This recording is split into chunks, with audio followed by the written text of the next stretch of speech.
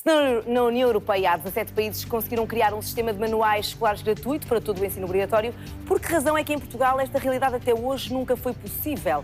O que trava, afinal, a reutilização de manuais escolares no nosso país?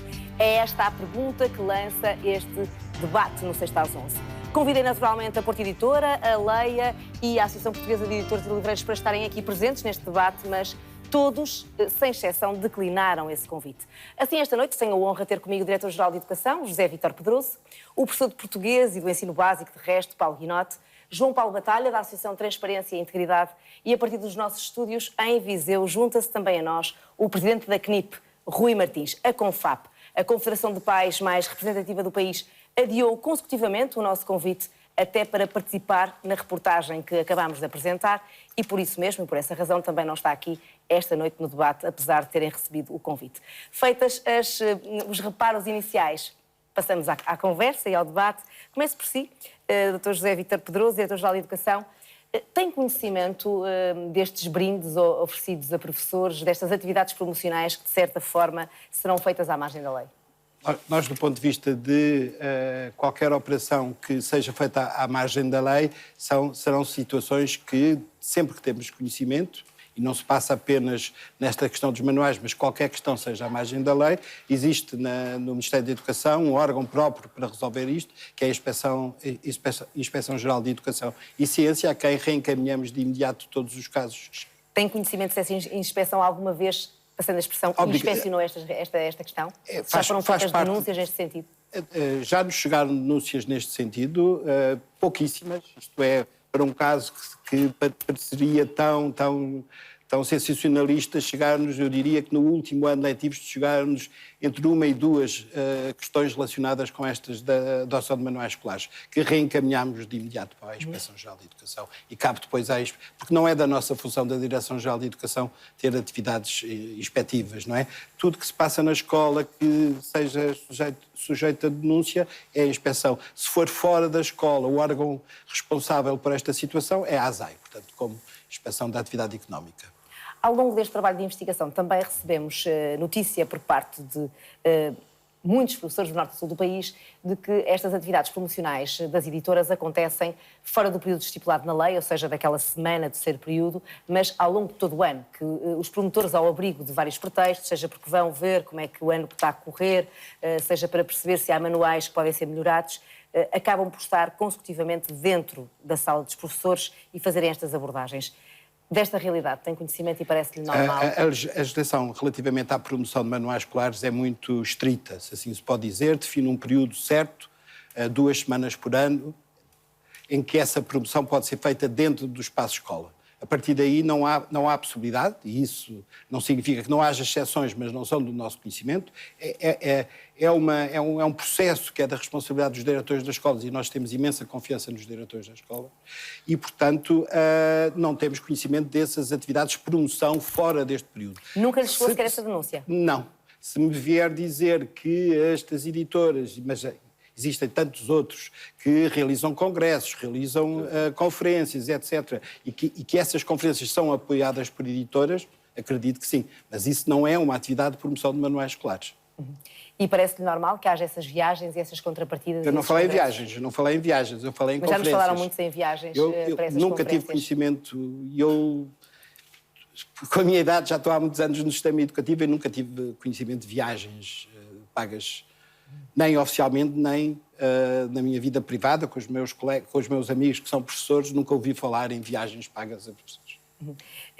Na sua opinião, e depois de todas as conversações que seguramente já teve com as editoras acerca destes dossiês dos manuais escolares e do avanço, nomeadamente, da reutilização ou não em Portugal, acha normal que eles hoje não queiram estar presentes neste debate para exprimir a sua posição? Não me cabe a mim dizer, dar opinião sobre a posição das Mas editoras, gostava de lhe perguntar, no mínimo, porque é que, na sua opinião, o sistema que vimos agora e que está implementado, na França desde o século XIX, na Bélgica também, em de resto 17 países da União Europeia que têm um sistema gratuito para manuais escolares, com salários mínimos muito acima daquilo que é o salário mínimo em Portugal.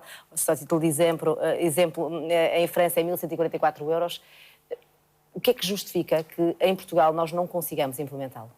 Neste momento, eu em primeiro lugar, uma posição, eu sou favorável à reutilização. Portanto, a própria legislação prevê a reutilização e o atual governo já legislou sobre esta situação. Portanto, o que é que eu penso que possa dificultar, penso que foi essa a palavra que utilizou, há uma questão cultural, não é uma questão aceite pelos pais, de uma forma pacífica por todos os pais, por alguns dos pais.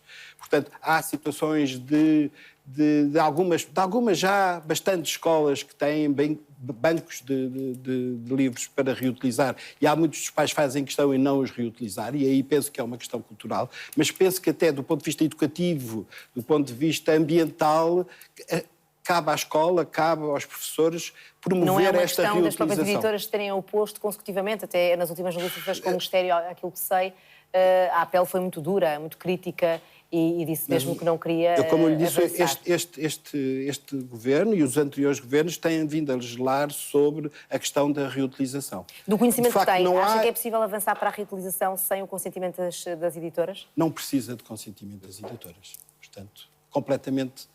Das informações que tem, das informações que tem, além dos manuais escolares passarem a ser, julgo eu, e pergunto-lhe se reafirma que os manuais escolares vão passar a ser gratuitos para todos os alunos do primeiro ao quarto ano, já a partir do próximo ano letivo? Exatamente. E além disso, acredita que já são este ano para o primeiro ano. Estendidos até ao quarto ano, a partir do ano letivo seguinte. Acredita que a partir do próximo ano letivo também já haverá espaço de manobra para a reutilização ser uma realidade em Portugal? Penso que sim. Penso que e é preciso que se compreenda que neste momento já há reutilização. Mas chega apenas aos alunos subsidiados. Mas são muitos. São muitos, tem um número para me dar.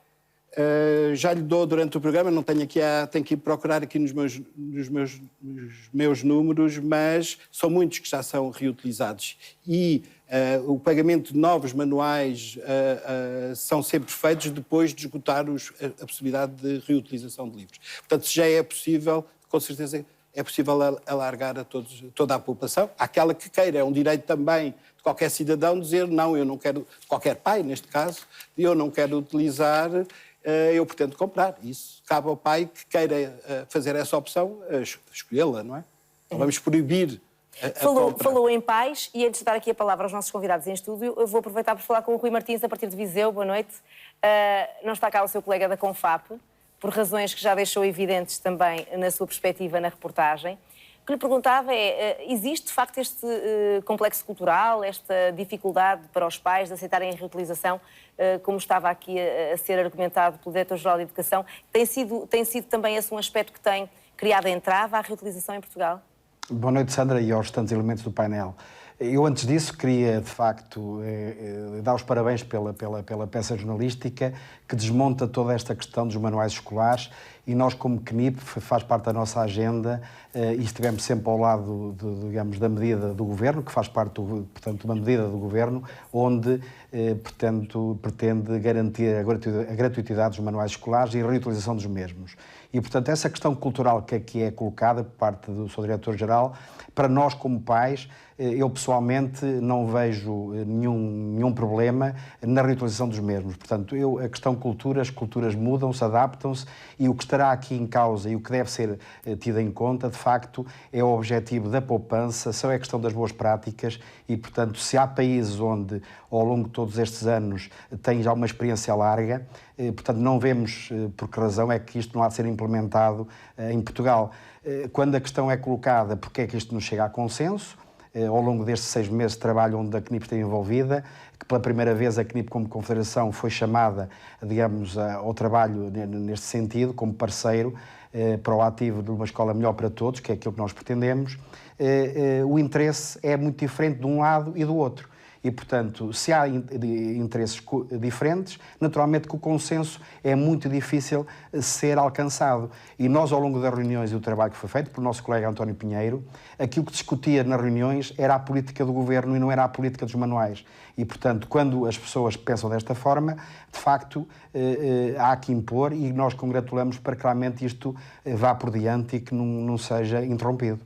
Rui Martins, sente que tem havido aqui, de certa forma, alguma concertação de posições entre as principais editoras, a Confederação de Pais mais representativa, a Confap, e até alguns professores, e que este triângulo tem funcionado no sentido de impedir que a reutilização também se tenha efetivado nos últimos 10 anos, porque ela está prevista de resto desde a lei de 2006? É claro, é assim, a CNIP não tem provas para, digamos, confirmar esse triângulo. Aquilo que nós verificamos é que a lei existe e ela tem que ser aplicada e, portanto, se não é porque há interesses aqui que se sobrepõem a tudo isto e que impedem que isto vá para o terreno. De facto, a CNIP opõe-se a isto e congratula-se para que realmente isto venha a ser implementado. É tão simples quanto isto. Aliás, os casos que foram na peça dizem que isto é muito simples. Nós sabemos que em Portugal esta mudança é um processo que não vai ser nada simples, mas se todos nós nos empenharmos para chegarmos e para conseguirmos que isto se implemente, eu penso que todos saímos a ganhar, nomeadamente os nossos filhos. Paulo Guinote, professor do ensino básico, já esteve e já participou em muitas escolhas de livros e de manuais escolares. Sim. Já viu seguramente exemplos como aqueles que mostramos na reportagem de livros praticamente iguais, em que muda apenas um parágrafo, uma imagem, e que ainda assim as escolas os adotam. O que é que leva um professor a, de certa forma, obrigar os pais a adotar aquele livro e até não aceitar que seja o anterior quando eles são praticamente iguais? O professor não obriga absolutamente nada, vai-me desculpar. Quando isso muda é porque houve uma mudança superior num programa, num conteúdo ou numa meta que não são definidos pelos professores. Nós estamos agora a colocar a questão em torno dos professores, o que é uma coisa curiosa, quando os professores não mudam programas, não mudam metas, não definem a legislação... Mas está a querer dizer que isso só aconteceu com a mudança das metas curriculares por Bruno Crato? Não, atenção. Nós temos todos os anos, temos um calendário em que há uma adoção de manuais sucessiva das várias disciplinas. E, portanto, houve alterações mais aceleradas no português e na matemática porque houve sucessivamente nos vários governos alterações. Não foi apenas com o Nuno Crato. Já antes tinha existido no português, com a TLEPS, com o acordo ortográfico. Num período de vigência de 6 anos, para um manual que eu comecei a utilizar, eu tive que mudá-lo 2 vezes. Nenhuma das vezes foi porque eu quis. Foi apenas ciclos políticos e eleitorais, é como quer dizer? Não, nem tem só a ver com isso, tem a ver com ciclos académicos e com aquilo que se costumam chamar certas capelinhas académicas que impõem, às vezes, aos próprios ministros e às equipas ministeriais que estão lá instaladas, alterações de conteúdos e de metas. E o que é que nós temos? Temos um manual que teve que ser alterado porque foram alterados conteúdos, a seguir alteradas metas e a seguir veio o acordo ortográfico. E temos que nos lembrar que este negócio de milhões ainda acresce com o Plano Nacional de Leitura e as obras que nas bibliotecas ficaram obsoletas com o acordo ortográfico. Temos que nos lembrar nos materiais de apoio para todas as coisas que cada ministro se lembra de inventar. Ora é a prova da frição num ano, ora é a prova da frição no outro, ora é o Pet for Schools, ora é o Key for Schools. Nós estamos a esquecer de todo um complexo incoerente de medidas que depois de estar legislado para ser assim, é alterado quase ano a ano. No meio disto tudo, o professor é apenas aquele que é obrigado, num determinado período de tempo, a fazer numa aplicação informática uma avaliação de 12 manuais para a sua disciplina, que normalmente é distribuído num grupo disciplinar.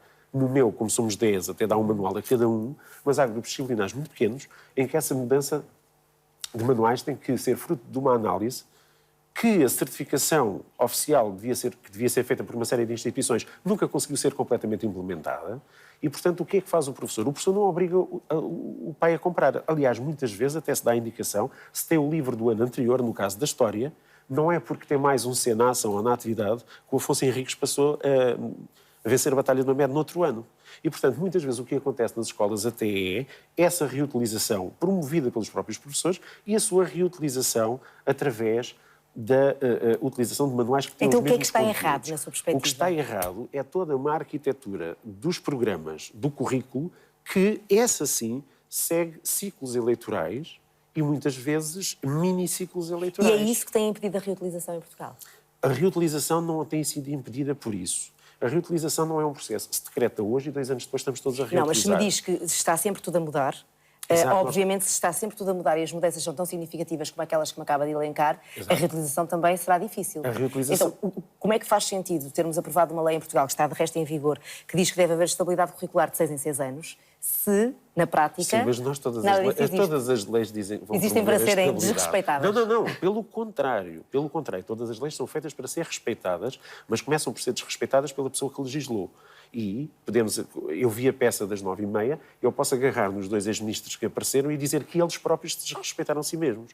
E quando nós temos esta questão colocada num plano em que são os operacionais no terreno a quem mandam ir dar tiros nos outros, que têm a culpa, nós muitas vezes recusamos. Aliás, os professores também são encarregados de educação e também são vítimas disso. E ao contrário do que vulgarmente se diz, Eu ainda estou à espera do primeiro manual oferecido para a minha filha. Porquê? Os professores recebem manuais com as soluções. Os outros professores dos nossos filhos não querem manuais. Mas não em sala de aula acredita com que haja soluções. colegas seus que recebem livros para os filhos? Não, eu acredito perfeitamente. Eu não sei o que é que acontece fora do meu raio de ação e acredito que em todas as classes existem Não, porque ao bons e dizer más isso parece que práticas. estava a tentar dizer que isso não acontece, porque isso acontece, de facto. Sim, mas isso acontece em todo o lado, todo tipo de desvios à norma. Está-me a dizer isso se eu conheço casos desses. Pessoalmente não conheço, mas já ouvi falar. Já ouvi falar de muitas coisas, como ouvi falar de péssimas coisas em relação à educação. Umas têm justificação, outras não têm justificação e outras são perfeitamente residuais. Eu acho que nós estamos a perder completamente a noção de duas, três coisas que eu lhe vou dizer de forma muito rápida. Os operacionais das editoras que estão nas escolas têm cotas para cumprir. Uma coisa que nós notamos é a rotatividade desses delegados escolares que têm, pelas editoras, uma pressão enorme. Funcionam um pouco como delegados de propaganda médica. Exatamente. E, portanto, Têm que cumprir aqueles rácios. têm que cumprir aqueles rácios, não há espaços para nós os recebermos, os professores não têm gabinetes, não têm consultórios como os médicos. Portanto, vão às escolas. E, portanto, eles vão às escolas e estão lá. Mesmo não podendo. Exato. Não é não podendo, eles podem. Fora deste período, estipulado na lei, não podem. Mas está-se a esquecer que, por exemplo, como o Ministério deixou de nos dar formação contínua nos horários normais e termos de dispensa para isso, as editoras criaram um nicho muito interessante de oferecer formação creditada que orbita muitas vezes em torno do conteúdo dos manuais. E faz-se uma ação sobre gramática que é baseada no manual. Isto não é ilegal, é feito num hotel, é feito num espaço fora da escola, fora do horário laboral. Portanto, nós estamos ainda a funcionar, parece-me, eu detesto esta palavra, mas num paradigma que já acabou. Nós já estamos numa situação muito posterior. Nós já temos plataformas digitais para acesso a materiais das editoras libertos para os professores e isso não é proibido. Ora, quando um professor está a adotar um manual, é óbvio que também quer prestar o melhor serviço possível ao seu aluno. E se tiver materiais disponíveis que pode trabalhar em sala de aula de maior qualidade, é esses que escolhe. Eu, muito sinceramente, vou-lhe dizer, não vou dizer que não há fenómenos de menor transparência na adoção de manuais, mas a esmagadora maioria dos professores procura o melhor material para trabalhar em sala de aula com os seus alunos. E mete-me muita confusão pensar-se que não é assim. Tudo bem, há más práticas, mas quando estamos a tomar uma decisão de adoção, se reparou no processo, os grupos disciplinares propõem ao departamento, o departamento propõe ao pedagógico, há demasiada gente envolvida nisto tudo. Nós não estamos naquelas reuniões de administração de um banco. Nós temos dezenas de pessoas a intervir Já percebi a sua posição em relação aos professores, mas também... Em relação aos manuais também. Também é verdade que, chegados aqui, Portugal tem um sistema que não é gratuito, em termos de manuais escolares, a França e a Bélgica, com ordenados muito acima dos nossos, Mas a questão têm não está nos sistemas ordenados. que lhes permitem poupar. E acho que em qualquer país do mundo, Mas qualquer pai dirá que preferirá poupar a não poupar. Sabe porquê é que não é gratuito e reutilizado? Basicamente porque o Ministério da Educação até hoje não quis fazer isso. Porque se pagarem às editoras, as editoras aceitam de uma perfeitamente... Se lhes comprarem diretamente. Se lhes comprarem diretamente. Portanto, e porquê Esta possibilidade existe. Há aqui duas questões que não podemos confundir, que é a gratuitidade e a reutilização. Exatamente, são coisas certo. diferentes. Gratuitidade às editoras... Não, mas era uma possibilidade que o Ministério da Educação comprasse, admitia essa possibilidade, propor isso até, inclusive, É o que acontece neste momento. Exato. A partir do momento que os livros são gratuitos, alguém tem que os comprar. Não, E, portanto, certo, certíssimo. as Mas escolas recebem eu estou a dizer alargar esse sistema além do quarto ano. Isto tem a ver com Depende das razões verbas. financeiras. Exatamente. Havendo dinheiro, dado que o ensino é obrigatório, claro que deveria ser gratuito.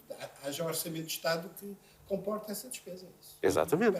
Porque a questão que nós temos aqui, nós muitas vezes estamos a confundir, é que, por exemplo, o Ministério da Educação tem um editorial que até há uns anos atrás, quando eram para disciplinas muito específicas que não eram comercialmente viáveis para as editoras, era o Ministério que fazia esses manuais. Eu dei aulas por manuais feitos pelo Ministério da Educação, pelas mesmas pessoas que mais tarde foram fazer os manuais para as editoras. Ou seja, queremos ter manuais baratos, queremos ter reutilização, queremos ter um sistema barato. O Ministério da Educação tem ao seu dispor todos os meios de ser ele a promover isso. Só que, claro, tudo isto está dentro do próprio Ministério, permeável a influências. Se calhar, se nós subirmos o olhar para outros níveis de decisão, se calhar achamos o nível certo onde as coisas correm mal. E para falar desse nível certo, temos João Paulo Batalha, da Associação Transparência e Integridade, olhando para todos os contornos deste caso, o que é que lhe parece que temos aqui em presença? Temos aqui duas coisas. A nossa concidadã na Bélgica falava de falta de organização. Temos um problema de desorganização e temos um problema de corrupção. Onde começa um e acaba outro, vem ao diabo e escolha. A desorganização é isto que estávamos a falar agora. É por dar cá aquela palha, há metas curriculares que se alteram, há novas políticas que são derramadas em cascata para cima das escolas e que têm, se não na origem, têm pelo menos no destino, este resultado que é tornar os livros regularmente obsoletos. Portanto, este é um problema. E há um problema de corrupção, e não é o problema de corrupção de ofertas nas escolas aos professores, porque quando nós estamos a falar de duas editoras que têm 70% do mercado, se um professor não escolher este livro desta editora, vai escolher outro livro da mesma editora ou do mesmo grupo editorial. Portanto, onde está esta corrupção? Está na captura destes processos, do processo da política do livro escolar, e isso é uma questão que se dá não nas escolas, mas a nível político. Mesmo a questão da gratuitidade, que é um avanço, o que está a fazer é retirar este ónus pesadíssimo às famílias e assumi-lo o próprio Estado, e já vimos até os responsáveis, nomeadamente o diretor editorial da Porto Editora, o Dr. Vasco Teixeira, a dizer que vamos ter que subir os preços dos livros por causa disso. Acha normal que tenham subido os preços dos livros quando não subiram os preços da alimentação, bens essenciais, durante os tempos da austeridade, a níveis acima da taxa de inflação? Na verdade, acho, porque o sistema está criado para isso. As editoras capturaram portanto, podem subir os preços, e, portanto, aos valores que querem. O que isto significa é que as famílias portuguesas, para porem os filhos na escola, têm que pagar um tributo. Têm que pagar o tributo à Porto Editora, têm que pagar o tributo à Leia, têm que pagar o tributo às editoras que... A educação não é gratuita em Portugal. Não é gratuita por causa disto. E, portanto, mesmo o que nós estamos a fazer, que eu repito, é positivo, que é desonerar as famílias e o Estado assumir, o Estado assume o mesmo custo e, portanto, não assumem as famílias que têm filhos sozinhas, assumem todas as famílias, assumem os contribuintes. E, portanto, nós sem quebrarmos este ciclo, esta captura, sem tirarmos as garras destes players de mercado do processo decisório... Que hoje não estão aqui para se defender e, voltamos a referir, foram convidados e não quiseram estar presentes. Eu percebo perfeitamente. Mas o direito ao contraditório é sempre algo que devia estar presente no debate. Contar o seu dinheiro e fazem a sua defesa nos gabinetes do poder e não nos programas de televisão, porque têm o sistema a trabalhar a seu favor. E é isto que é preciso derrotar. Portanto, a reutilização é positiva, a gratuitidade é positiva, mas se nós não vamos ao cerne da questão, e é se temos uma editora do Ministério da Educação, porque é que não podemos discutir haver um concurso público do Ministério da Educação para a elaboração de 4 ou 5 livros aos que nós acharmos suficientes, para as escolas poderem ter algo e adquirirem mais barato, e serem impressos pelo Ministério da Educação na imprensa nacional. Isso é mais barato, de certeza, do que estarmos a gastar 100 milhões de euros por ano em livros, quer sejam pagos pelas famílias, quer sejam pagos pelos contribuintes. Mas essa é uma solução que deixa à consideração. Acha que era possível? Eu, em primeiro lugar, queria responder à sua pergunta. Diga. Há pouco não tinha, que eram os números dos alunos que são financiados pelo ASE. Portanto, são cerca de 400 mil, portanto, um terço da totalidade, cerca de um terço da totalidade da população estudantil nacional, em que... São poucos ou são muitos? Pensámos que o ASE são aqueles que têm dificuldades financeiras e económicas. Mas são um terço dos alunos. São um terço. E nestes casos, nos livros que os alunos recebem, parte dos livros, porque eles não recebem a totalidade dos livros, a parte dá-se prioridade à reutilização. E, portanto, isto para responder que é possível reutilizar, que já é possível reutilizar, que já é feita essa reutilização, agora há que alargar à totalidade, há um maior número possível de Esta possibilidade alunos. colocada aqui pelo João Paulo Batalha de haver uma impressão pelo próprio Ministério e de sair mais barato. Concorda? Do ponto de vista físico, imagino que seja possível, não é? Mas eu não conheço a capacidade editorial. Eu sei que, como disse o Paulo Guinotto, quando há disciplinas que o número de alunos é muito pequeno, isto está aberto e isso pode acontecer, e isso acontecia. Eu não sei se neste momento eu não conheço esse processo. Deixe-me só muito rapidamente perguntar ao Rui Martins, a partir de Viseu, concorda com esta proposta que foi aqui lançada para a mesa de debate por João Paulo Batalha, de haver uma impressão por parte do próprio Ministério da Educação e de assim se tornar um sistema efetivamente mais barato do que ele é neste momento, de dar... no fundo, quase 100 milhões de euros por ano às editoras principais?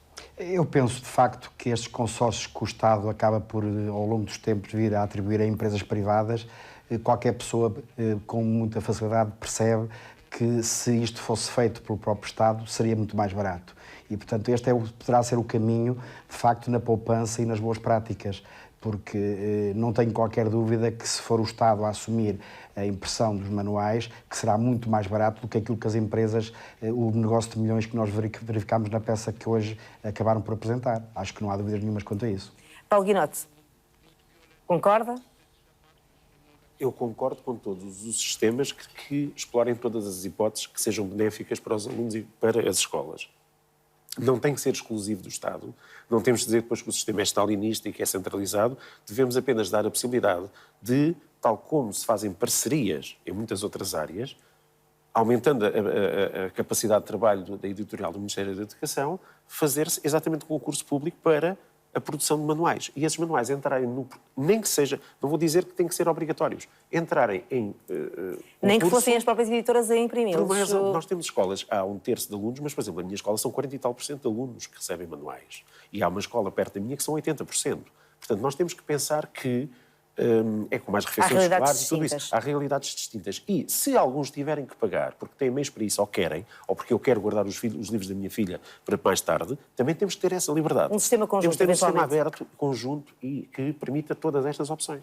Não queria terminar este debate sem antes fazer uma pergunta ao João Paulo Batalha, ainda que tenhamos muito pouco tempo para que me possa dar uma resposta. Parece-lhe que há ou não um conflito de interesses pelo facto de haver muitos ministros, ex-ministros, até comentadores que têm livros assinados nestas editoras e, como tal, ou tomam decisões ou nem falam sobre este tema? Eu acho que já nem há conflito de interesse. Um conflito de interesse é uma situação em que uma pessoa está numa posição em que tem um problema eventual ou real de estar ao mesmo tempo em dois sítios. Quando isto ganha determinadas proporções, já não é defeito, é feitio. E, portanto, eu acho que é precisamente nesses autores que têm depois responsabilidades políticas, ou antes ou durante responsabilidades políticas, ao mesmo tempo que têm relações com essas editoras, que nós encontramos exatamente este nexo de captura que não permite que o sistema seja de outra maneira e que nós nos contentemos em discutir se este tributo que as famílias são obrigadas a pagar a estas editoras, o máximo que podemos é pagá-lo não todos os anos, mas se calhar de 2 em 2 anos ou 3 em 3, ou pagá-lo com uma ajuda do Estado. Eu acho que isto, como discussão, não é suficiente. E, portanto, é óbvio que há conflitos de interesses tão generalizados que se tornam uma promiscuidade instituída e lá está uma captura, e isso tem que ser central nesta discussão. Eu até diria, antes de nós discutirmos estas questões práticas da reutilização ou da gestão mais eficaz dos recursos e dos livros escolares. Quando me falava há pouco, o João Paulo Guinote, de olhar para o topo da cadeia, era desta captura a que o João Paulo Batalha se refere agora? Há uma coisa muito simples. Eu lembro-me que há muitos anos atrás achava muito curioso quando estava para ser publicada uma legislação, 15 dias depois saiu um livro em determinadas editoras com pessoas envolvidas no processo dessa mesma legislação. Estou a falar da avaliação do desempenho docente. Quer dar-me alguns nomes? Não me lembro agora dos nomes dos autores. Lembro-me que saíram livros sobre a avaliação do desempenho docente e o novo modelo de gestão escolar. Mas essas pessoas depois acabavam por escrever naquelas editoras. Não, elas já estavam a escrever enquanto estavam a fazer a legislação. Não é possível produzir um livro numa semana de análise crítica e comentada sobre a legislação que acabou de sair. Eu lembro que na altura entrei em conflito com a pessoa, na altura era da ASA, que me disse, não, mas isto são pessoas que já trabalham connosco há muito tempo. Se for ver, muitos secretários de Estado, muitos chefes de gabinete, são consultores ou já foram consultores. Eu estou à vontade. Os meus 2 livros que eu fiz, felizmente não nessa área, eu tenho um livro na Porta e tenho um livro na Leia, mas são, curiosamente, muito críticos. São uma manifestação de professores e são do meu blog. Não são materiais desses. Acho perfeitamente impensável que um decisor político seja consultor de manuais antes ou depois do exercício do cargo e tomar decisões. E continua a acontecer? Sobre isso. Continua a ser, certamente que sim. Esta realidade em Portugal, pelo menos a realidade que conseguimos provar e mostrar-lhe neste debate com as ausências já referidas das principais editoras, Porta Editora, Leia, até da APEL, da Associação Portuguesa de Livreiros e também da CONFAP, Confederação dos Pais, que é patrocinada também pela Porta Editora. De resto, foi um prazer a todos tê-los aqui presentes, Paulo Guinote, João Paulo Batalha, Diretor-Geral de Educação e também Rui Martins, aí a partir de Viseu. Obrigada a todos. Desejo-vos uma boa noite, também a si em casa. Obrigada por ter estado connosco. Boa noite, tenham um ótimo fim de semana. Voltamos a ver-nos na próxima sexta às 9, na RTP1 e logo a seguir, como sempre, aqui na RTP3, no nosso sexta às 11. Boa noite, bom fim de semana.